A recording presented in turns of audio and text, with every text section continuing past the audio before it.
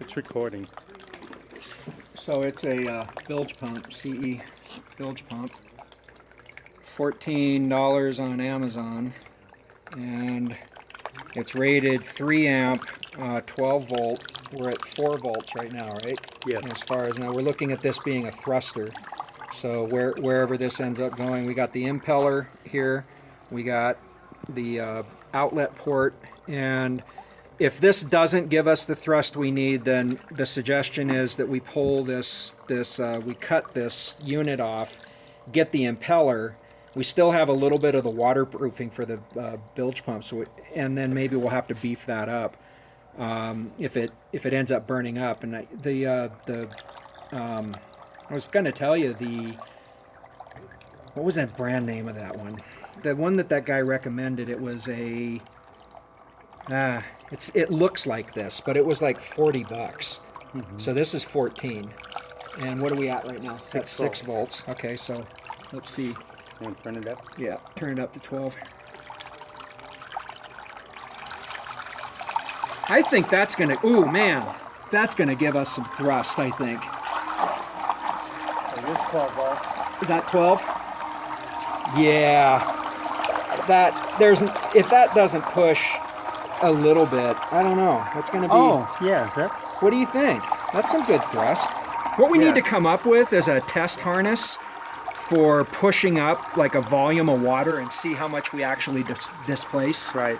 The pounds, so that we can get real accurate readings on speed and all of that at the beginning, because I'd like to have prediction models before we actually build it, just so that we get into the thought of the engineering process. So when we have the kids do it, we're going to have them design it. We already know what the design's going to look like, but actually give them a prototype, and then along the way think of mods, that we might do. But I want them to calculate displacement. I want, so how thick of a tubing we would need for the pontoons to give the displacement we need, the batteries that'll be in there to serve as ballast, as well as the power supply.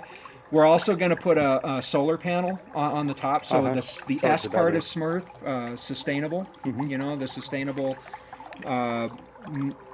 mobile underwater research platform. But I think these thrusters might actually do it. I found a really nice module board for MPPT solar panel charge controller. Nice. And it's around $40, but it's full featured. It's got everything. So it's doing. I'm thinking of MTQQ. MP, maximum power point transfer. Maximum power point transfer. It's the most efficient solar panel charging controller. Oh, and how much is it? It's around $40, about $40. All right. And well, when we cost this out, like I said, I'm trying to. I'm trying to set a limit of the budget at maybe $200 per unit, and if we can come in under $200, I think, that, because the sea perch, the Navy's sea perch is $179, right, and this is less complicated than that to begin with. The expensive part's going to be the Zigbee controller, the Raspberry Pi. We might get by with a Pi Zero, which are what, $5, $10, something like that. Yeah. All right, so we'll start costing that out. But I don't know, Daryl. I think we're doing it. We should take this out and plug it into a car battery in the parking lot and see how high the water shoots up. Okay, let's do it. We could do that. Yeah, do it on my Cadillac. Actually, no, I can do it on my Cadillac. Yeah, good. Let's do that. Good idea.